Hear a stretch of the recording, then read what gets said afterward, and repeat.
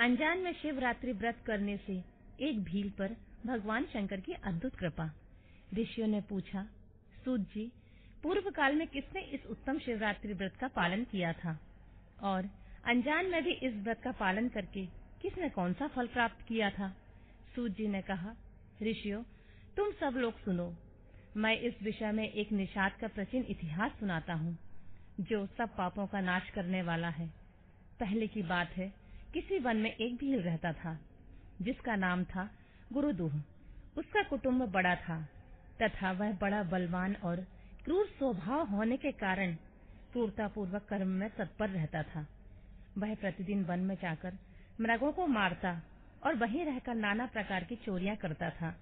उसने बचपन से ही कभी कोई ऐसा शुभ कर्म नहीं किया था। इस प्रकार वन में रहते हुए उस दुरात्मा भील का बहुत समय बीत गया। तदनंतर एक दिन बड़ी सुंदर एवं शुभ कारक शिवरात्रि आई, किंतु वह दुरात्मा घने जंगल में निवास करने वाला था, इसलिए उस व्रत को नहीं जानता था। उसी दिन उस भील के माता पिता और पत्नी ने भूख से पीड़ित होकर उससे याचना की, वनेचर, हमें खाने को दो। उनके इस प्रकार याचना करने पर वह तुरंत धनुष लेकर चल दिया और मृगों के शिकार के लिए सारे वन में घूमने लगा।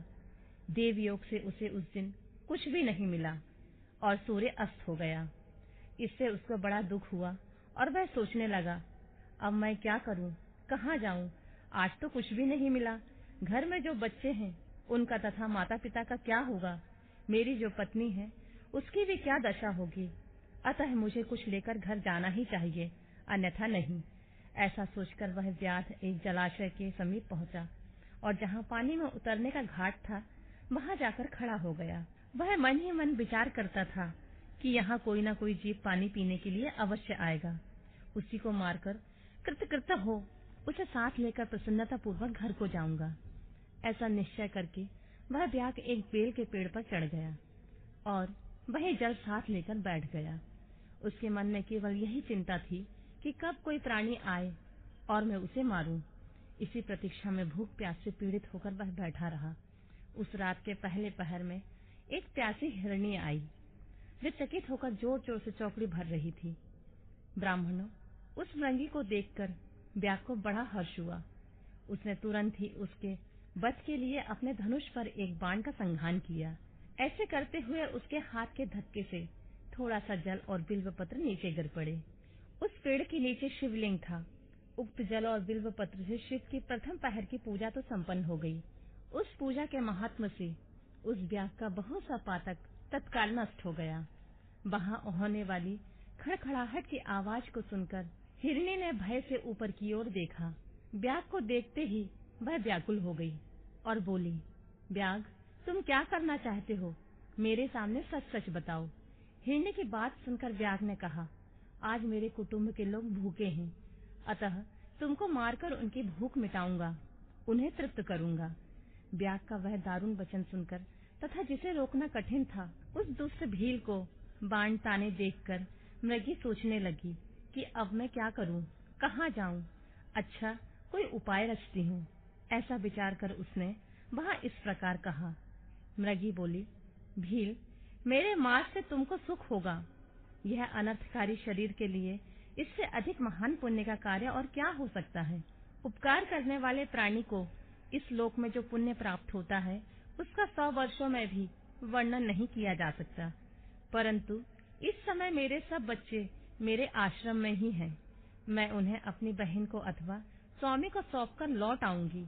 वनेचर, तुम मेरी इस बात को मिथ्या न समझो। मैं फिर तुम्हारे पास लौट आऊंगी, इसमें कोई संशय नहीं है। सत्य से ही धरती टिकी हुई है, सत्य से ही समुद्र अपनी मर्यादा में स्थित है और सत्य से ही निर्झरों में जल की धाराएं गिरती रहती हैं। सत्य में ही सब कुछ स्थित है।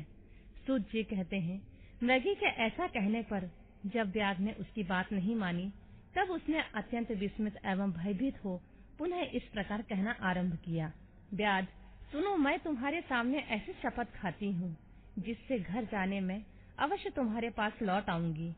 ब्राह्मण यदि वेदी बेचे और तीनों काल संध्या न करे तो उसे जो पाप लगता है, पति की आज्ञा का उल्लंघन करके स्वेच्छा अनुसार कार्य करने वाली स्त्रियों को जिस पाप की प्राप्ति होती है, किए हुए उपकार को ना मानने वाले, भगवान शंकर से विमुख रहने वाले, दूसरों से द्रोह करने वाले, धर्म को लांघने वाले तथा विश्वासघात और छल करने वाले लोगों को जो पाप लगता है, उसी पाप से मैं भी लिप्त हो जाऊं यदि लौटकर यहाँ ना आऊं। इस तरह अनेक शपथ खाकर जब मृगी चुपचाप खड़ी हो गई, तब उस व्याध ने उस पर विश्वास करके कहा, अच्छा, अब तुम अपने घर को जाओ। तब वह मृगी बड़े हर्ष के साथ पानी पीकर अपने आश्रम मंडल में गई। इतने में ही रात का पहला पहर व्याध के जागते ही जागते बीत गया। तब उस हिरणी की बहन दूसरी मृगी जिसका पहले ने स्मरण किया था, उसी की राह देखती हुई जल पीने के लिए वहां आ गई। उसे देखकर भील ने स्वयं वाण को तरकस से खींचा। ऐसा करते समय पुनः पहले की भांति भगवान शिव के ऊपर जल और बिलपत्र गिरे।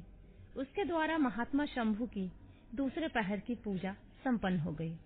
यद्यपि वह प्रसंगवश ही हुई थी, तो भी ब्याह के लिए सुखदायिनी हो गई।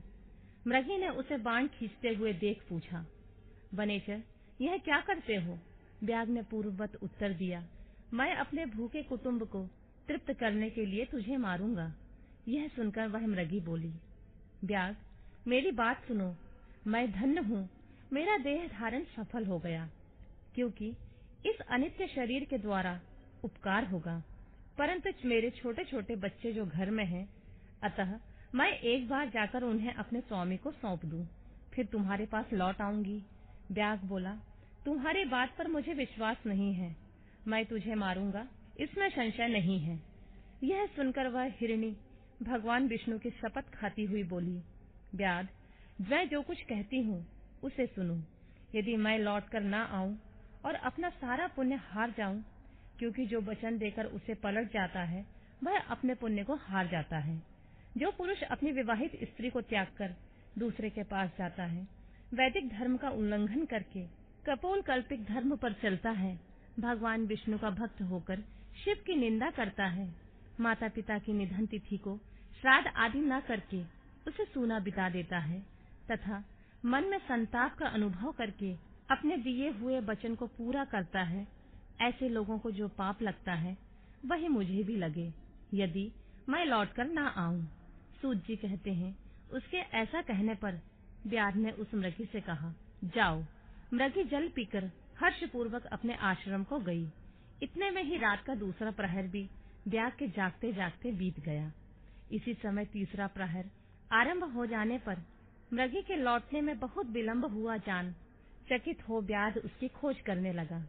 इतने में ही उसने जल के मार्ग में एक हिरण को देखा। वह बड़ा हष्ट-पुष्ट था। उसे देखकर वनेचर को बड़ा हर्ष हुआ और वह धनुष पर बाण रखकर उसे मार डालने के लिए उद्यत हुआ। ऐसा करते समय उसके प्रारब्धवश कुछ जल और बिल्वपत्र शिवलिंग पर गिरे। उससे उसके सौभाग्य से भगवान शिव के तीसरे प्रहर की पूजा संपन्न हो गई। इस तरह भगवान ने उस पर अपनी दया दिखाई। पत्तों के गिरने आदि का शब्द सुनकर उस मृग ने ब्याध की उब देखा और पूछा, क्या करते हो? ब्याध ने उत्तर दिया, मैं अपने कुटुंब को भोजन देने के लिए तुम्हारा वध करूंगा। ब्याध की यह बात सुनकर हिरण के मन में बड़ा हर्ष हुआ और तुरंत ही ब्याध से इस प्रकार बोला, मैं धन्य हूँ, मेरा हष्ट-पुष्ट होना सफल हो गया, क्योंकि मेरे शरीर से आप लोगों को जो तृप्ति होगी, जिसका शरीर परोपकार के काम नहीं आता, उसका यह सब कुछ व्यर्थ चला गया। जो सामर्थ्य रहते हुए भी किसी का उपकार नहीं करता, उसकी वह सामर्थ्य व्यर्थ चली जाती है तथा वह परलोक में नरकगामी होता है। परंतु एक बार मुझे जाने दो, मैं अपने बालकों को उनकी माता के हाथ में सौंपकर उन सबको धीरज बंधाकर यहाँ लौट आऊंगा। ऐसा कहने पर ब्याध मन ही मन बड़ा विस्मित हुआ। उसका हृदय कुछ शुद्ध हो गया था और उसके सारे पाप पुण्य नष्ट हो चुके थे। उसने इस प्रकार कहा, ब्याध बोला, जो जो यहाँ आए वे सब तुम्हारी ही तरह बातें बनाकर चले गए, परंतु वे वंचक अभी तक यहाँ नहीं लौटे हैं। मृग, तुम भी इस समय संकट में हो, इसलिए झूठ बोलकर चले जाओगे, फिर आज मेरा जीवन निर्वाह कैसे होगा? मृग बोला, ब्याध, मैं जो कुछ कहता हूँ उसे सुनो, मुझ में असत्य नहीं है। सारा चराचर ब्रह्मांड सत्य से ही तो टिका हुआ है। जिसकी वाणी झूठी होती है उसका पुण्य उसी क्षण नष्ट हो जाता है। तथापि भील, तुम मेरी सच्ची प्रतिज्ञा सुनो। संध्या काल में मैथुन तथा शिवरात्रि के दिन भोजन करने से जो पाप लगता है, झूठी गवाही देने से, धरोहर को हड़प लेने से तथा संध्या न करने से दुष्ट को जो पाप होता है, वही पाप मुझे भी लगे यदि मैं लौटकर ना आऊं। जिसके मुख से कभी शिव का नाम नहीं निकलता, जो सामर्थ्य रहते हुए भी दूसरों का उपकार नहीं करता, पर्व के दिन श्रीफल तोड़ता, अवक्ष भक्षण करता तथा शिव की पूजा किए बिना और भस्म लगाए बिना भोजन कर लेता है, इन सब का पातक मुझे लगे यदि मैं लौटकर ना आऊं। सूत जी कहते हैं, उसकी बात सुनकर ब्यास ने कहा, जाओ शीघ्र लौटना। ब्यास के ऐसा कहने पर मृग पानी पीकर चला गया। वे सब अपने आश्रम पर मिले। तीनों ही प्रतिज्ञाबद्ध हो चुके थे। आपस में एक दूसरे के वृतांत को भली भांति सुनकर सत्य के पास से बंधे हुए उन सब ने यही निश्चय किया कि यहाँ अवश्य जाना चाहिए। इस निश्चय के बाद वहां बालकों को आश्वासन देकर वे सब के सब जाने के लिए उत्सुक हो गए। उस समय जेठी मृगी ने वहां अपने स्वामी से कहा, स्वामिन, आपके बिना यहाँ बालक कैसे रहेंगे? प्रभु, मैंने ही वहां पहले जाकर प्रतिज्ञा की है, इसलिए केवल मुझे ही जाना चाहिए। आप दोनों यहीं रहें। उसकी यह बात सुनकर छोटी मृगी बोली, बहन, मैं तुम्हारी सेविका हूँ, इसलिए आज मैं ही व्यास के पास जाती हूँ, तुम यहीं रहो। यह बात सुनकर मृग बोला, मैं ही वहां जाता हूँ, तुम दोनों यहाँ रहो, क्योंकि शिशुओं की रक्षा माता से ही होती है। स्वामी की यह बात सुनकर उन दोनों मृगियों ने धर्म की दृष्टि से उसे स्वीकार नहीं किया। वे दोनों अपने पति से प्रेम पूर्वक बोली, प्रभु, पति के बिना यह जीवन धिक्कार है। तब उन्होंने सब अपने बच्चों को सांत्वना देकर उन्हें पड़ोसियों के हाथ में सौंप दिया और स्वयं शीघ्र ही उस स्थान को प्रस्थान किया जहाँ वह व्यास शिरोमणि उनकी प्रतीक्षा में बैठा था। उन्हें जाते देख उनके वे सब बच्चे भी पीछे पीछे चले आए। उन्होंने यह निश्चय कर लिया था कि इनके माता पिता की जो गति होगी वह हमारी भी होगी। उन सबको एक साथ आया देखकर व्यास को बड़ा हर्ष हुआ। उसने धनुष पर बाण रखा। उस समय पुनः जल और बिल्व पत्र शिव के ऊपर गिरे। उससे शिव के चौथे प्रहर की शुभ पूजा संपन्न हो गई। उस समय व्यास का सारा पाप तत्काल भस्म हो गया। इतने में ही दोनों मृगियों और मृग बोल उठे, व्यास शिरोमणि, शीघ्र कृपा करके हमारे शरीर को सार्थक करो। उनकी यह बात सुनकर व्यास को बड़ा विस्मय हुआ। शिव पूजा के प्रभाव से उसको दुर्लभ ज्ञान प्राप्त हो गया। उसने सोचा, ये मृग ज्ञानहीन पशु होने पर भी धन्य है, सर्वथा आदरणीय है, क्योंकि अपने शरीर से ही परोपकार में लगे हुए हैं। मैंने इस समय मनुष्य जन्म पाकर भी किस पुरुषार्थ का साधन किया है? दूसरे के शरीर को पीड़ा देकर अपने शरीर को पोसा है। प्रतिदिन अनेक प्रकार के पाप करके अपने कुटुंब का पालन किया है। हाय, ऐसे पाप करके मेरी क्या गति होगी, अथवा मैं किस गति को प्राप्त होऊंगा? मैंने जन्म से लेकर अब तक जो पातक किया है, उसका इस समय मुझे स्मरण हो रहा है। मेरे जीवन को धिक्कार है, धिक्कार है। इस प्रकार ज्ञान संपन्न होकर व्यास ने जब अपने बाण को रोक लिया और कहा, श्रेष्ठ मृगो, तुम जाओ, तुम्हारा जीवन धन्य है। व्यास के ऐसा कहने पर भगवान शंकर तत्काल प्रसन्न हो गए और उन्होंने व्यास को अपने सम्मानित एवं पूजित स्वरूप का दर्शन कराया तथा कृपा पूर्वक उसके शरीर का स्पर्श करके उससे प्रेम से कहा, भील, मैं तुम्हारे व्रत से प्रसन्न हूँ, वर मांगो।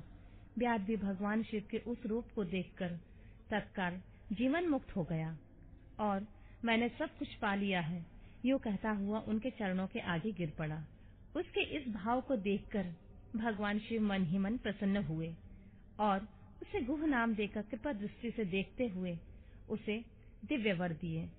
शिव बोले, व्यास, सुनो, आज से तुम श्रगवेरपुर में उत्तम राजधानी का आश्रय ले दिव्य भोगों का उपभोग करो। तुम्हारे वंश की वृद्धि निर्विघ्न रूप से होती रहेगी। देवता भी तुम्हारी प्रशंसा करेंगे। व्यास, मेरे भक्तों पर स्नेह रखने वाले भगवान श्री राम एक दिन निश्चय ही तुम्हारे घर पधारेंगे और तुम्हारे साथ मित्रता करेंगे। तुम मेरी सेवा में मन लगाकर दुर्लभ मोक्ष पा जाओगे। इस समय वे सब मृग भगवान शंकर का दर्शन और प्रणाम करके मृग योनि से मुक्त हो गए तथा दिव्य देहधारी हो विमान पर बैठकर शिव के दर्शन मात्र से शाप मुक्त हो दिव्य धाम को चले गए। तब से अवुर्ध पर्वत पर भगवान शिव व्याधेश्वर नाम से प्रसिद्ध हुए, जो दर्शन और पूजन करने पर तत्काल भोग और मोक्ष प्रदान करने वाले हैं। महर्षियों, वह व्यास भी उस दिन से दिव्य भोगों का उपभोग करता हुआ अपनी राजधानी में रहने लगा। उसने भगवान श्री राम की कृपा पाकर शिव का सायुज्य प्राप्त कर लिया। अनजान में ही इस व्रत का अनुष्ठान करने से उसको सायुज्य मोक्ष मिल गया। फिर जो भक्ति भाव से संपन्न होकर इस व्रत को करते हैं, वे शिव का शुभ सायुज्य प्राप्त कर लें। इसके लिए तो क्या कहना, संपूर्ण शास्त्रों तथा अनेक प्रकार के धर्मों के विषय में भली भांति विचार करके इस शिवरात्रि व्रत को सबसे उत्तम बताया गया है।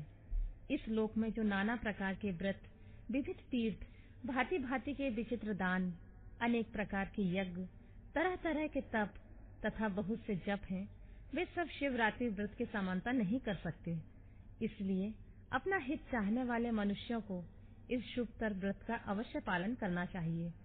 यह शिवरात्रि व्रत दिव्य है, इससे सदा भोग और मोक्ष की प्राप्ति होती है। महर्षियों, यह शुभ शिवरात्रि व्रत वृतराज के नाम से विख्यात है। इसके विषय में सब बातें मैंने तुम्हें बता दी हैं। अब और क्या सुनना चाहते हो?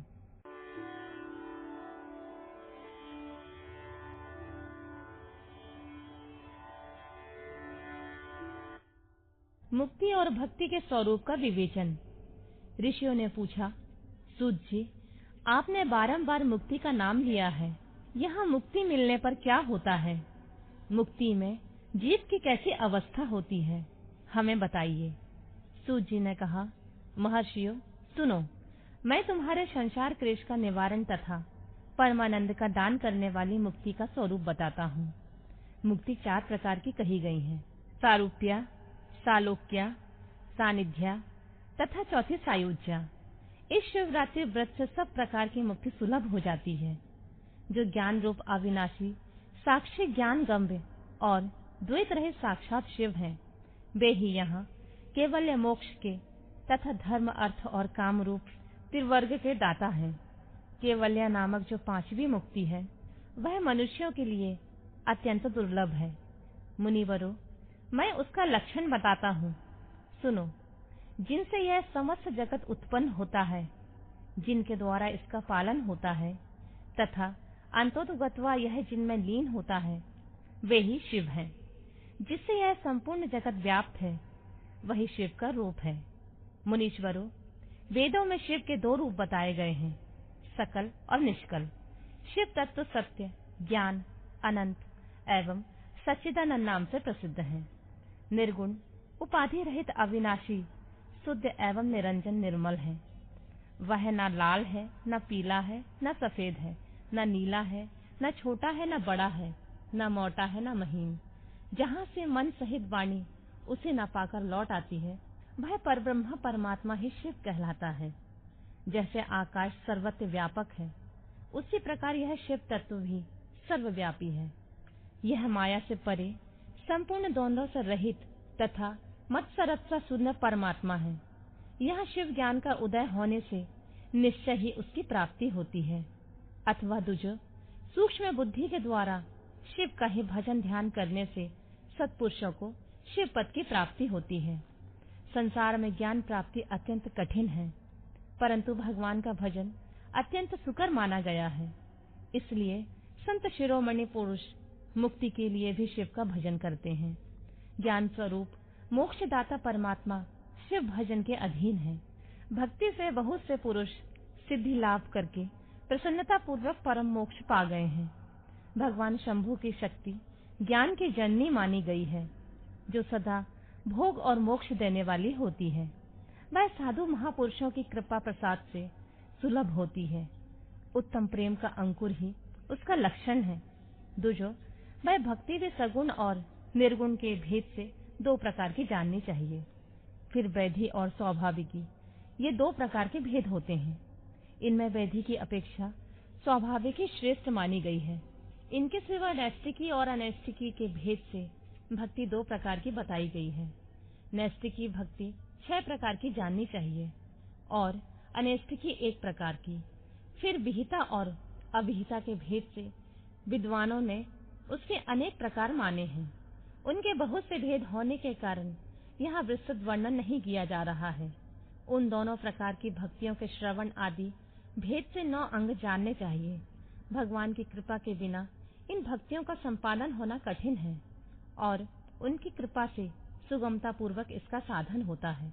दूजो, भक्ति और ज्ञान को शंभु ने एक दूसरे से भिन्न नहीं बताया है, इसलिए उनमें भेद नहीं करना चाहिए। ज्ञान और भक्ति दोनों के ही साधक को सदा सुख मिलता है। ब्राह्मणों, जो भक्ति का विरोधी होता है उसे ज्ञान की प्राप्ति नहीं होती। भगवान शिव की भक्ति करने वाले को ही शीघ्रता पूर्वक ज्ञान प्राप्त होता है। अतः मुनीश्वरों, महेश्वर की भक्ति का साधन करना आवश्यक है। उसी से सबकी सिद्धि होती है, इसमें कोई संशय नहीं है। महर्षियों, तुमने जो कुछ पूछा था उसी का मैंने वर्णन किया है। इस प्रसंग को सुनकर मनुष्य सब पापों से निसंदेह मुक्त हो जाता है।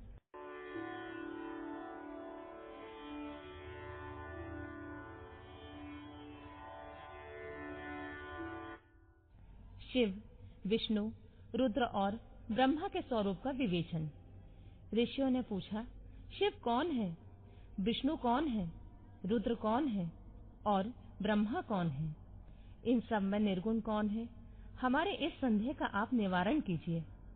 सूत जी ने कहा, महर्षियों, वेद और वेदांत के विद्वान ऐसा मानते हैं कि निर्गुण परमात्मा से सर्वप्रथम जो सगुण रूप प्रकट हुआ उसी का नाम शिव है। शिव से पुरुष सहित प्रकृति की उत्पत्ति हुई। उन दोनों ने मूल स्थान में स्थित जल के भीतर तप किया। वह स्थान पंचक्रोशी काशी के नाम से विख्यात है, जो भगवान शिव को अत्यंत प्रिय है। यह जल संपूर्ण विश्व में व्याप्त है। उस जल का आश्रय ले योग माया से युक्त श्री हरि वहां सोए। नार अर्थात जल को अयन निवास स्थान बनाने के कारण फिर नारायण नाम से प्रसिद्ध हुए और प्रकृति नारायणी कहलाई। नारायण के नाभि कमल से जिनकी उत्पत्ति हुई वे ब्रह्मा कहलाए। ब्रह्मा ने तपस्या करके जिनका साक्षात्कार किया उन्हें विष्णु कहा गया है। ब्रह्मा और विष्णु के विवाद को शांत करने के लिए निर्गुण शिव ने जो रूप प्रकट किया उसी का नाम महादेव है। उन्होंने कहा, मैं शंभु ब्रह्मा जी के ललाट से प्रकट होऊंगा। इस कथन के अनुसार समस्त लोकों पर अनुग्रह करने के लिए जो ब्रह्मा जी के ललाट से प्रकट हुए उनका नाम रुद्र हुआ। इस प्रकार रूप रहित परमात्मा सबके चिंतन का विषय बनने के लिए साकार रूप में प्रकट हुए। वे ही साक्षात भक्त वत्सल शिव हैं। तीनों गुणों से भिन्न शिव में तथा गुणों के धाम रुद्र में उसी तरह वास्तविक भेद नहीं है जैसे सुवर्ण और उसके आभूषणों में नहीं है। दोनों के रूप और कर्म समान हैं। दोनों समान रूप से भक्तों को उत्तम गति प्रदान करने वाले हैं। दोनों समान रूप से सबके सेवनीय हैं तथा नाना प्रकार की लीला विहार करने वाले हैं। भयानक पराक्रमी रुद्र सर्वथा शिव रूप ही हैं। वे भक्तों के कार्य की सिद्धि के लिए निमित्त विष्णु और ब्रह्मा की सहायता करने के लिए प्रकट हुए हैं। अन्य जो देवता जिस क्रम से प्रकट हुए हैं उसी क्रम के लय को प्राप्त होते हैं, परंतु रुद्रदेव उसी तरह लीन नहीं होते। उनका साक्षात शिव में ही लय होता है।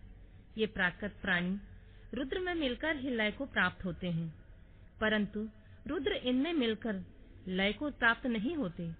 यह भगवती श्रुति का उपदेश है। सब लोग रुद्र का भजन करते हैं, किंतु रुद्र किसी का भजन नहीं करते हैं।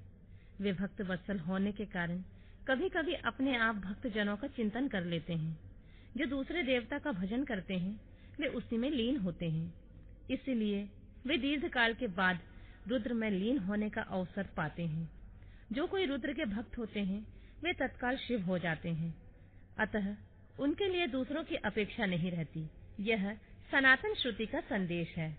दूजो, अज्ञान अनेक प्रकार का होता है, परंतु विज्ञान का एक ही स्वरूप है। वह अनेक प्रकार का नहीं होता। उसको समझने का प्रकार मैं बताऊंगा, तुम लोग आदर पूर्वक सुनो। ब्रह्मा से लेकर तृण पर्यंत जो कुछ यहाँ देखा जाता है वह सब शिव रूप ही है। उसमें नानात्व की कल्पना मिथ्या है। सृष्टि के पूर्व भी शिव की सत्ता बताई गई है। सृष्टि के मध्य में भी शिव विराज रहे हैं। सृष्टि के अंत में भी शिव रहते हैं और जब सब कुछ शून्यता में परिणित हो जाता है उस समय भी शिव की सत्ता रहती ही है। अतः मुनीश्वरों, शिव को ही चतुर्गुण कहा गया है। वे ही शिव शक्तिमान होने के कारण सगुण जानने योग्य हैं। इस प्रकार वे सगुण निर्गुण के भेद से दो प्रकार के हैं। जिस शिव ने भगवान विष्णु को संपूर्ण सनातन वेद, अनेक वर्ण, अनेक मात्रा तथा अपना ध्यान एवं पूजन दिए हैं, वे ही संपूर्ण विद्याओं के ईश्वर हैं, ऐसी सनातन श्रुति है। अतएव शंभु को वेदों का प्राकट्य करता तथा वेदपति कहा गया है। वे ही सब पर अनुग्रह करने वाले साक्षात शंकर हैं। कर्ता, भर्ता, हर्ता, साक्षी तथा निर्गुण भी वे ही हैं। दूसरों के लिए काल का मान है, परंतु काल स्वरूप रुद्र के लिए काल की कोई गणना नहीं है, क्योंकि वे साक्षात स्वयं महाकाल हैं और महाकाली उनके आश्रित हैं। ब्राह्मण रुद्र और काली को एक से ही बताते हैं। उन दोनों ने सत्य लीला करने वाली अपनी इच्छा से सब कुछ प्राप्त किया है। शिव का कोई उत्पादक नहीं है, उनका कोई पालक और संहारक नहीं है। वे स्वयं सबके हेतु हैं और एक होकर भी अनेकता को प्राप्त हो सकते हैं और अनेक होकर भी एकता को। एक ही बीज बाहर होकर वृक्ष और फल आदि के रूप में परिणित होता हुआ पुनः बीज भाव को प्राप्त हो जाता है। इसी प्रकार शिव रूपी महेश्वर स्वयं एक से अनेक होने में हेतु है। यह उत्तम शिव ज्ञान तत्वतः बताया गया है। ज्ञानवान पुरुष ही इसको जानता है, दूसरा नहीं। मुनि बोले, सूत जी, आप लक्षण सहित ज्ञान का वर्णन कीजिए, जिसको जानकर मनुष्य शिव भाव को प्राप्त हो जाता है। सारा जगत शिव कैसे हैं अथवा शिव ही संपूर्ण जगत कैसे हैं? ऋषियों का यह प्रश्न सुनकर पौराणिक शिरोमणि सूत जी ने भगवान शिव के चरणार बिंदों का चिंतन करके उनसे कहा, शिव संबंधी तत्व ज्ञान का वर्णन तथा उनकी महिमा। कोटि रुद्र संहिता का महात्मा और उपसंहार। सूत जी ने कहा, ऋषियों, मैंने शिव ज्ञान जैसे सुना है उसे बता रहा हूँ, तुम लोग सुनो। वह अत्यंत गुहा और परम मोक्ष स्वरूप है। ब्रह्मा, नारद, सनकादि मुनि, व्यास तथा कपिल, इनके समाज में इन्हीं लोगों ने निश्चय करके ज्ञान का जो स्वरूप बताया है उसी को यथार्थ ज्ञान समझना चाहिए। संपूर्ण जगत शिवमय है। यह ज्ञान सदा अनुशीलन करने योग्य है। सर्वज्ञ विद्वान को यह निश्चित रूप से जानना चाहिए कि शिव सर्वमय है। ब्रह्मा से लेकर तृण पर्यंत जो जगत दिखाई देता है वह सब शिव ही है। वे महादेव जी ही शिव कहलाते हैं। जब उनकी इच्छा होती है तब वे इस जगत की रचना करते हैं। वे ही सबको जानते हैं, उनको कोई नहीं जानता। वे इस जगत की रचना करके स्वयं इसके भीतर प्रविष्ट होकर इससे दूर हैं। वास्तव में उनका इसमें प्रवेश नहीं हुआ है, क्योंकि वे निर्लिप्त सच्चिदानंद स्वरूप हैं। जैसे सूर्य आदि ज्योतियों का जल में प्रतिबिंब पड़ता है, वास्तव में जल के भीतर उनका प्रवेश नहीं होता, उसी प्रकार साक्षात शिव के विषय में समझना चाहिए। वस्तुतः तो वे ही स्वयं सब कुछ हैं।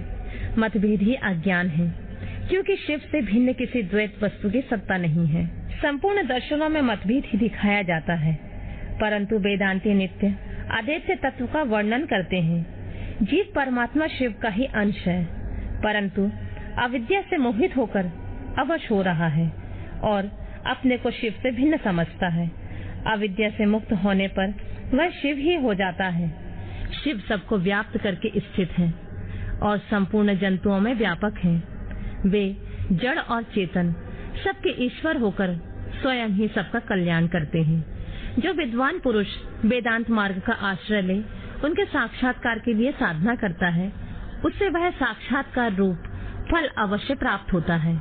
व्यापक अग्नि तत्व प्रत्येक काठ में स्थित है, परंतु जो उस काठ का मंथन करता है वही असन्निग्ध रूप से अग्नि को प्रकट करके देखता है। उसी तरह जो बुद्धिमान वहाँ भक्ति आदि साधनों का अनुष्ठान करता है, उसे अवश्य शिव का दर्शन प्राप्त होता है, इसमें संशय नहीं है। सर्वत्र केवल शिव है, शिव है, शिव है, दूसरी कोई वस्तु नहीं है।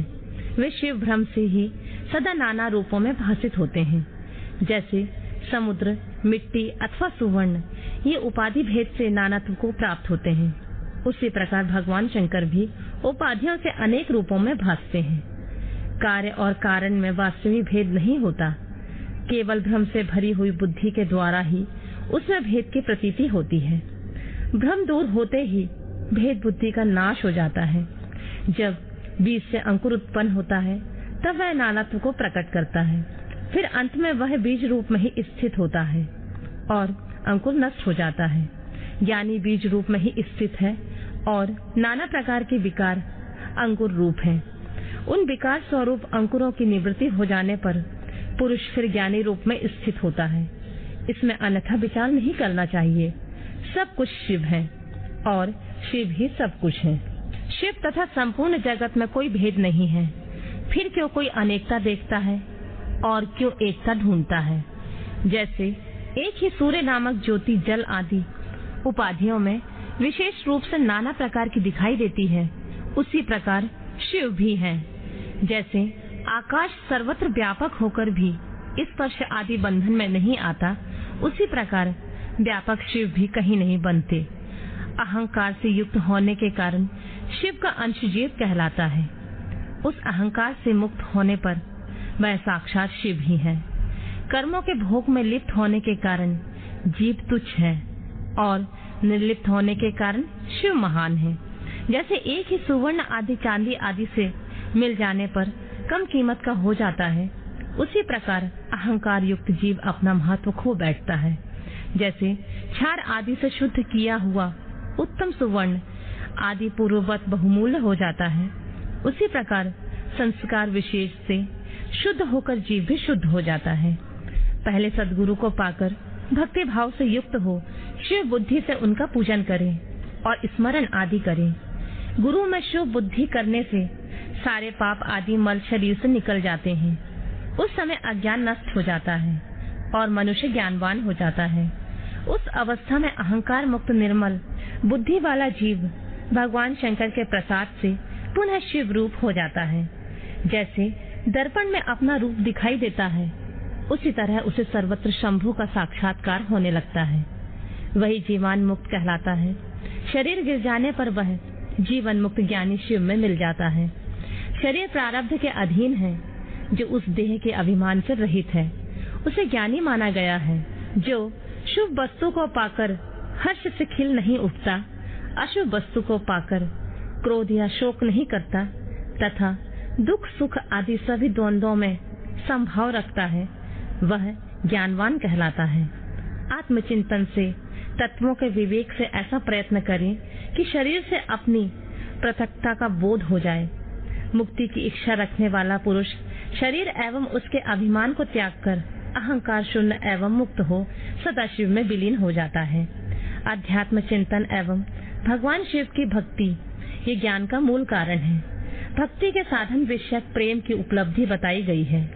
प्रेम से श्रवण होता है, श्रवण से सत्संग प्राप्त होता है और सत्संग से ज्ञानी गुरु की उपलब्धि होती है। गुरु की कृपा से ज्ञान प्राप्त हो जाने पर मनुष्य निश्चय ही मुक्त हो जाता है। इसलिए जो समझदार है उसे सदा शंभु का ही भजन करना चाहिए। जो अनन्य भक्ति से युक्त होकर शंभु का भजन करता है उसे अंत में अवश्य ही मोक्ष प्राप्त होता है। अतः मुक्ति की प्राप्ति के लिए भगवान शंकर से बढ़कर दूसरा कोई देवता नहीं है। उनकी शरण से लेकर जीव संसार बंधन से मुक्त हो जाता है। ब्राह्मणों, इस प्रकार वहां पधारे हुए ऋषियों ने परस्पर निश्चय करके जो यह ज्ञान की बात बताई है उसे अपनी बुद्धि के द्वारा प्रयत्न पूर्वक धारण करना चाहिए। मुनीश्वरों, तुमने जो कुछ पूछा था वह सब मैंने तुम्हें बता दिया है, इसलिए तुम्हें प्रयत्न पूर्वक गुप्त रखना चाहिए। बताओ और क्या सुनना चाहते हो? ऋषि बोले, व्यास शिष्य, आपको नमस्कार है। आप धन्य हैं, शिव भक्तों में श्रेष्ठ हैं। आपने हमें शिव तत्व संबंधी परम उत्तम ज्ञान का श्रवण कराया है। आपकी कृपा से हमारे मन में भ्रांति मिट गई है। हम आपसे मोक्षदायक शिव तत्व का ज्ञान पाकर बहुत संतुष्ट हुए हैं। सूत जी ने कहा, दुज, जो नास्तिक हो, श्रद्धाहीन हो, शठ हो, जो भगवान शिव का भक्त न हो तथा इस विषय को सुनने की रुचि न रखता हो, उसे इस तत्व ज्ञान का उपदेश नहीं देना चाहिए। व्यास जी ने इतिहास, पुराणों, वेदों और शास्त्रों का बारंबार विचार करके उनका सार निकालकर मुझे उपदेश दिया है। इसका एक बार श्रवण करने मात्र से सारे पाप भस्म हो जाते हैं। अभक्त की भक्ति प्राप्त होती है और भक्त की भक्ति बढ़ती है। दोबारा सुनने से उत्तम भक्ति प्राप्त होती है। तीसरी बार सुनने से मोक्ष प्राप्त होता है। अतः भोग और मोक्ष रूप फल की इच्छा रखने वाले लोगों को इसका बारंबार श्रवण करना चाहिए। उत्तम फल को पाने के उद्देश्य से इस पुराण की 5 आवृत्तियां करनी चाहिए।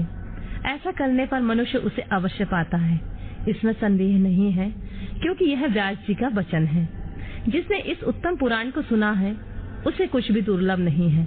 यह शिव विज्ञान भगवान शंकर को अत्यंत प्रिय है। यह भोग और मोक्ष देने वाला तथा शिव भक्ति को बढ़ाने वाला है। इस प्रकार मैंने शिव पुराण की चौथी आनंददायिनी तथा परम पुण्यमयी संहिता कही है, जो कोटि रुद्र संहिता के नाम से विख्यात है। जो पुरुष एकाग्रचित हो भक्ति भाव से इस संहिता को सुनेगा या सुनाएगा, वह समस्त भोगों का उपभोग करके अंत में परम गति को प्राप्त कर लेगा। कोटि रुद्र संहिता संपूर्ण।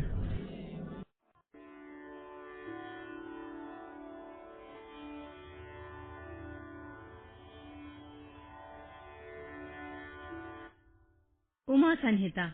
भगवान श्री कृष्ण के तप से संतुष्ट हुए शिव और पार्वती का उन्हें अभीष्ट वर देना तथा शिव की महिमा। जो रजोगुण का आश्रय ले संसार की सृष्टि करते हैं, सत्वगुण से संपन्न हो सातों भुवनों का धारण पोषण करते हैं, तमोगुण से युक्त हो सबका संहार करते हैं तथा त्रिगुणमयी माया को लांघकर अपने शुद्ध स्वरूप में स्थित रहते हैं, उन सत्यानंद स्वरूप अनंत बोधमय निर्मल एवं पूर्ण ब्रह्मा शिव का हम ध्यान करते हैं। वे ही सृष्टि काल में ब्रह्मा, पालन के समय विष्णु और संहार काल में रुद्र नाम धारण करते हैं तथा सदैव सात्विक भाव को अपनाने में ही प्राप्त होते हैं। ऋषि बोले, महाज्ञानी व्यास शिष्य सूत जी, आपको नमस्कार है। आपने कोटि रुद्र नामक चौथी संहिता हमें सुना दी है। अब उमा संहिता के अंतर्गत नाना प्रकार के उपाख्यानों से युक्त जो परमात्मा सामने सदा शिव का चरित्र है, उसका वर्णन कीजिए। सूत जी ने कहा, शौनक आदि महर्षियों, भगवान शंकर का मंगलमय चरित्र परम दिव्य और भोग और मोक्ष को देने वाला है। तुम लोग प्रेम से इसका श्रवण करो। पूर्व काल में मुनिवर व्यास ने सनत कुमार के सामने ऐसे ही पवित्र प्रश्न को उपस्थित किया था और उसके उत्तर में उन्होंने भगवान शिव के उत्तम चरित्र का गान किया था। उस समय पुत्र की प्राप्ति के निमित्त श्री कृष्ण के हिमवान पर्वत पर जाकर महर्षि उपमन्यु से मिलने, उनकी बताई हुई पद्धति के अनुसार भगवान शिव की प्रसन्नता के लिए तप करने, उनसे तप से प्रसन्न होकर पार्वती, कार्तिकेय तथा गणेश सहित शिव के प्रकट होने तथा श्री कृष्ण के द्वारा उनकी स्तुति पूर्वक वरदान मांगने की कथा सुनाकर सनत कुमार जी ने कहा। श्री कृष्ण का वचन सुनकर भगवान भाव उनसे बोले, वासुदेव, तुमने जो कुछ मनोरथ किया है वह सब पूर्ण होगा। इतना कहकर त्रिशूलधारी भगवान शिव फिर बोले, यादवेंद्र, तुम्हें साम्य नाम से प्रसिद्ध एक महापराक्रमी बलवान पुत्र प्राप्त होगा। एक समय मुनियों ने भयानक संवर्तक प्रलयंकर सूर्य को शाप दिया था कि तुम मनुष्य योनि में उत्पन्न होगे, अतः वे संवर्तक सूर्य ही तुम्हारे पुत्र होंगे। इसके सिवा जो जो वस्तु तुम्हें अभीष्ट है वह सब तुम प्राप्त करो। सनत कुमार जी कहते हैं, इस प्रकार परमेश्वर शिव से संपूर्ण वरों को प्राप्त करके श्री कृष्ण ने विविध प्रकार की बहुत सी स्तुतियों द्वारा उन्हें पूर्णतः संतुष्ट किया। तदनंतर भक्त वत्सला गिरिराज कुमारी शिवा ने प्रसन्न हो उन तपस्वी शिव भक्त महात्मा वासुदेव से कहा। पार्वती बोली, परम बुद्धिमान वासुदेव नंदन श्री कृष्ण, मैं तुमसे बहुत संतुष्ट हूँ। अनग, तुम मुझसे भी मनोवांछित वरों को ग्रहण करो जो भूतल पर दुर्लभ है। श्री कृष्ण ने कहा, देवी, यदि आप मेरे इस सत्य तप से संतुष्ट हैं और मुझे वर दे रही हैं, तो मैं यह चाहता हूँ कि ब्राह्मणों के प्रति कभी मेरे मन में द्वेष न हो। मैं सदा द्विजों का पूजन करता रहूं। मेरे माता पिता सदा मुझसे संतुष्ट रहें। मैं जहां कहीं भी जाऊं, समस्त प्राणियों के प्रति मेरे हृदय में अनुकूल भाव रहे। आपके दर्शन के प्रभाव से मेरी संतति उत्तम हो। मैं सैकड़ों यज्ञ करके इंद्र आदि देवताओं को तृप्त करूं। सहस्त्रों साधु सन्यासियों और अतिथियों को सदा अपने घर पर श्रद्धा से पवित्र अन्न का भोजन कराऊं। भाई बंधुओं के साथ मिलकर मेरा प्रेम बना रहे तथा मैं सदा संतुष्ट रहूं। सनत कुमार जी कहते हैं, श्री कृष्ण का वह वचन सुनकर संपूर्ण अभीष्टों को देने वाली सनातनी देवी पार्वती विस्मित हो गईं। उनसे बोली, वासुदेव, ऐसा ही होगा, तुम्हारा कल्याण हो। इस प्रकार श्री कृष्ण पर उत्तम कृपा करके उन्हें उन वरों को देकर पार्वती देवी तथा परमेश्वर शिव दोनों वहीं अंतर्ध्यान हो गए। तदनंतर केशी हंतक श्री कृष्ण ने मुनिवर उपमन्यु को प्रणाम करके उनसे वर प्राप्ति का सारा समाचार बताया। तब उन मुनि ने कहा, जनार्दन, संसार में भगवान शिव के सिवा दूसरा कौन महादानी ईश्वर है तथा क्रोध के समय दूसरा कौन अत्यंत दुस्सह हो उठता है। महायशस्वी गोविंद दान, तप, शौर्य तथा स्थिरता में शिव से बढ़कर कौन है। अतः तुम शंभु के दिव्य ऐश्वर्य का सदा श्रवण करते रहो। तदनंतर उपमन्यु के द्वारा शिव की महिमा सुनने के बाद उन महेश्वरों को नमस्कार करके वासुदेव नंदन केशव मन ही मन शंभु का स्मरण करते हुए द्वारकापुरी को चले गए।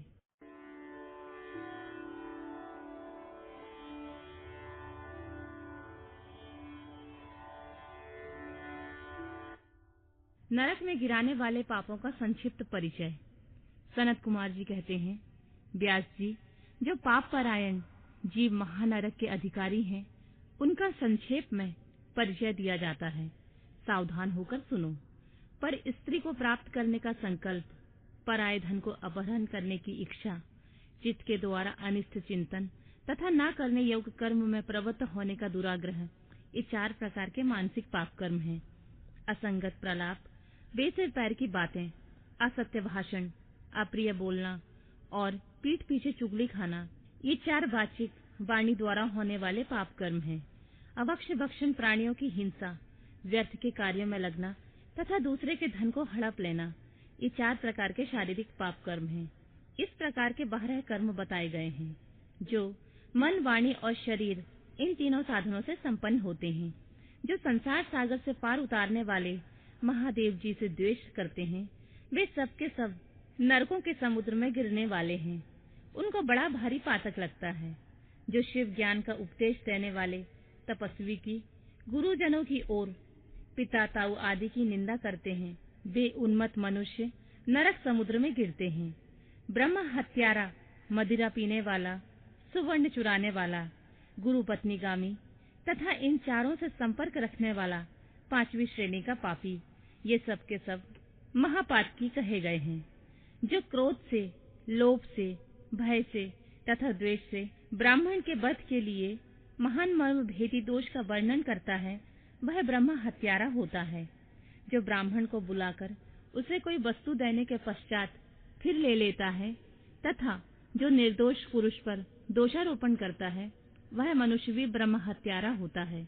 जो भरी सभा में उदासीन भाव से बैठे हुए श्रेष्ठ द्विजों को अपनी विद्या के अभिमान से अपमानित करके उसे निस्तेज कर देता है, उसे ब्रह्म हत्यारा कहा गया है। जो दूसरों के यथार्थ गुणों का भी बलात् खंडन करके झूठे गुणों द्वारा अपने आप को उत्कृष्ट सिद्ध करता है, वह भी निश्चय ही ब्रह्म हत्यारा होता है। जो सांडों द्वारा बाही जाती हुई गौओं के तथा गुरु से उपदेश ग्रहण करते हुए द्विजों के कार्यों में विघ्न डालता है, उसे ब्रह्म हत्यारा कहते हैं। जो देवताओं, ब्राह्मणों तथा गौओं के उपयोग में दी हुई भूमि को हर लेता है, उसे ब्रह्म हत्यारा कहा गया है। देवता और ब्राह्मण के धन को हर लेना तथा अन्याय से धन कमाना ब्रह्म हत्या के समान ही पातक जानना चाहिए। जिस किसी व्रत, नियम तथा यज्ञ को ग्रहण करके उसे त्याग देना तथा 5 महायज्ञों का अनुष्ठान न करना मदिरापान के समय पातक बताया गया है। पिता और माता को त्याग देना, झूठी गवाही देना, ब्राह्मण से झूठा वादा करना, शिव भक्तों को मांस खिलाना और अभक्ष्य वस्तुओं का भक्षण करना ब्रह्म हत्या के तुल्य कहा गया है। वन में निरापराध प्राणियों का वध कराना भी ब्रह्म हत्या के ही तुल्य है। साधु पुरुषों को चाहिए कि वह ब्राह्मण के धन को त्याग दे, उसे धर्म के कार्य में भी न लगाए, अन्यथा ब्रह्म हत्या का दोष लगता है। गौओं के मार्ग में, वन में तथा गांव में जो लोग आग लगाते हैं वे भी ब्रह्म हत्या ही करते हैं। इस तरह के जो भयानक पाप हैं वे ब्रह्म हत्या के समान माने गए हैं। ब्राह्मण के द्रव्य का अपहरण करना, पैतृक संपत्ति के बंटवारे में उलटफेर करना, अत्यंत अभिमान और अधिक क्रोध करना, पाखंड फैलाना, कृतज्ञता करना, विषयों में अंतर्गत आसक्त होना, कंजूसी करना, सत्पुरुषों से द्वेष रखना, परस्त्री समागम करना, श्रेष्ठ कुल की कन्याओं को कलंकित करना, यज्ञ, बाग बगीचे, सरोवर तथा स्त्री पुरुषों का विक्रय करना, तीर्थ यात्रा, उपवास तथा व्रत और उपनयन आदि का सौदा करना, स्त्री के धन से जीविका चलाना, स्त्रियों के अत्यंत वशीभूत होना, स्त्रियों की रक्षा न करना और छल से पराई स्त्री का सेवन करना, ब्रह्मचर्य आदि व्रतों का त्याग देना, दूसरों के आचार का सेवन करना, आसव शास्त्रों का अध्ययन करना, सूखे तर्क का सहारा लेना, देवता, अग्नि, गुरु, साधु तथा ब्राह्मण की निंदा करना,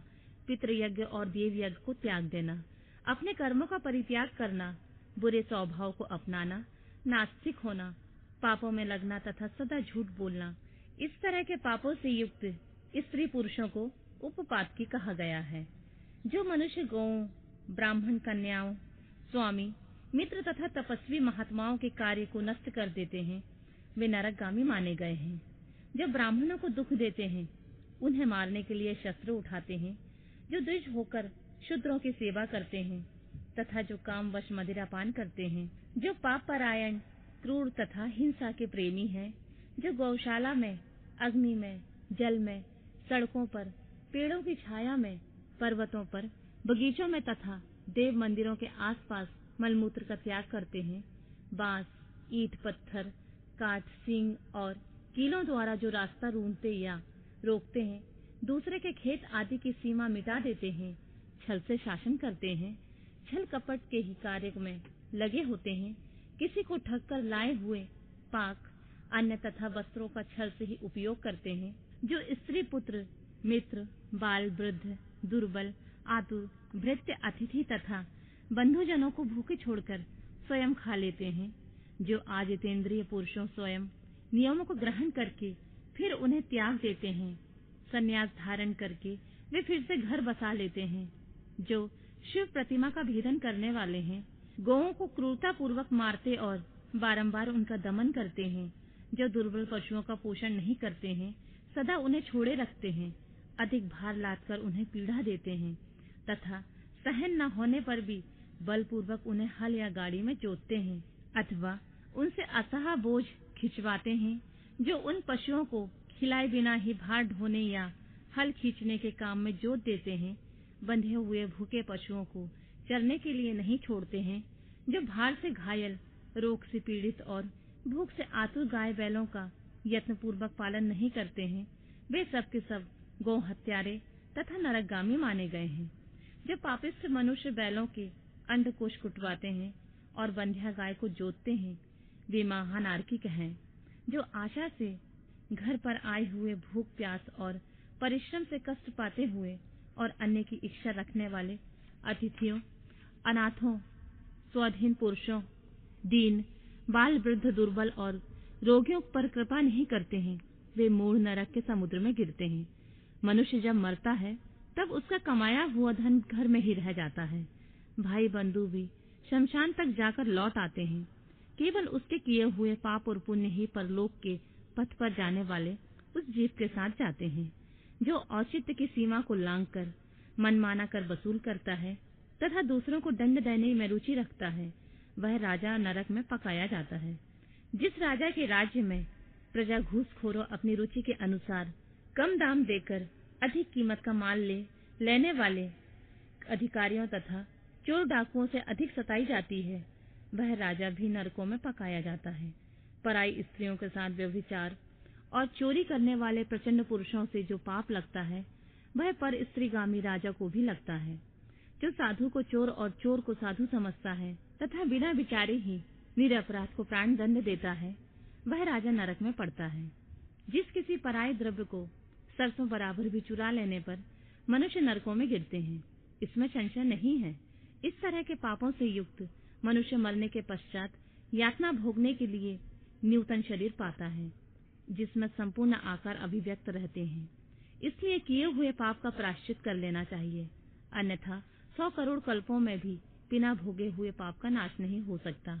जो मन, वाणी तथा शरीर द्वारा स्वयं पाप करता, दूसरों से कराता तथा किसी के दुष्कर्म का अनुमोदन करता है, उसके लिए पाप गति ही फल है।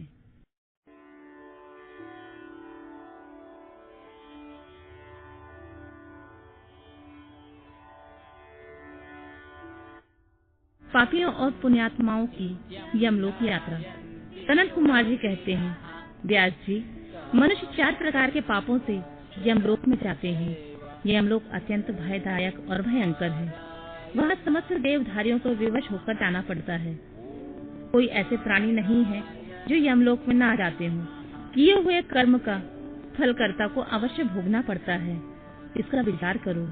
जीवों में जो शुभ कर्म करने वाले सौम्य चित्त और दयालु हैं, वे सौम्य मार्ग से यमपुरी के पूर्व द्वार में जाते हैं। जो पापी पाप कर्म परायण तथा दान से रहित हैं, वे भयानक दक्षिण मार्ग से यमलोक की यात्रा करते हैं। मृत्यु लोक से 86,000 योजन की दूरी लांघकर नाना रूप वाले यमलोक की स्थिति है, यह जानना चाहिए। पुण्य कर्म करने वाले लोगों को तो वह नगर निकटवर्ती सा जान पड़ता है, परंतु भयानक मार्ग से यात्रा करने वाले पापियों को वह बहुत दूर स्थित दिखाई देता है। वहाँ का मार्ग कहीं तो तीखे कांटों से युक्त है, कहीं कंकड़ों से व्याप्त है, कहीं छुरे की धार के समान तीखे पत्थर उस मार्ग पर जड़े गए हैं, कहीं बड़ी भारी कीचड़ फैली हुई है। छोटे बड़े पातकों के अनुसार वहाँ की कठिनाइयों में भी भारीपन और हल्कापन है। कहीं कहीं यमपुरी के मार्ग पर लोहे की सुई के समान तीखे दाग फैले हुए हैं। तदनंतर यमपुरी के मार्ग की भीषण यातनाओं और कष्टों का वर्णन करके सनत कुमार जी ने कहा, व्यास जी, जिन्होंने कभी दान नहीं किया, वे लोग इस प्रकार दुख उठाते हैं और सुख की याचना करते हुए उस मार्ग पर जाते हैं। जिन्होंने पहले से ही दान रूपी पाथे राह खच ले रखा है, वे सुख पूर्वक यमलोक की यात्रा करते हैं। इस रीति से कष्ट उठाकर पापी जीव जब प्रेतपुरी में पहुंच जाते हैं, तब उनके विषय में यमराज को सूचना दी जाती है। उनकी आज्ञा पाकर दूत उन पापियों को यमराज के आगे ले जाकर खड़े करते हैं। वहाँ जो शुभ कर्म करने वाले लोग होते हैं, उनको यमराज स्वागत पूर्वक आसन देकर पाद्य और अर्घ निवेदन करके प्रिय वर्ताव के द्वारा सम्मानित करते हैं और कहते हैं, वेदोक्त कर्म करने वाले महात्माओं, आप लोग धन्य हैं, जिन्होंने दिव्य सुख की प्राप्ति के लिए पुण्य कर्म किया है। अतः आप लोग दिव्यांगनाओं की भोग से भूषित तथा संपूर्ण मनोवांछित पदार्थों से संपन्न निर्मल स्वर्गलोक में जाइए। वहाँ महान भोगों का उपभोग करके अंत में पुण्य के क्षीण हो जाने पर जो कुछ थोड़ा अशुभ शेष बच जाए, उसे फिर यहाँ आकर भोगिएगा। जो धर्मात्मा मनुष्य होते हैं, वे मानो यमराज के लिए मित्र के समान होते हैं। वे यमराज को सुखपूर्वक सौम्य धर्मराज के रूप में देखते हैं, किंतु जो क्रूर कर्म करने वाले होते हैं, वे यमराज को भयानक रूप में देखते हैं। उनकी दृष्टि में यमराज का मुख दाढ़ों के कारण विकराल जान पड़ता है। नेत्र टेढ़े भौं से प्रतीत होते हैं। उनके केश ऊपर को उठे होते हैं। दाढ़ी मूछ बड़ी बड़ी होती है।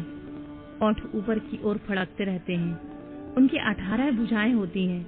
वे कुपित तथा काले कोयलों की ढेर से दिखाई देते हैं। उनके हाथों में सब प्रकार के अस्त्र शस्त्र उठे होते हैं। वे सब प्रकार के दंड का भय दिखाकर उन पापियों को डांटते रहते हैं।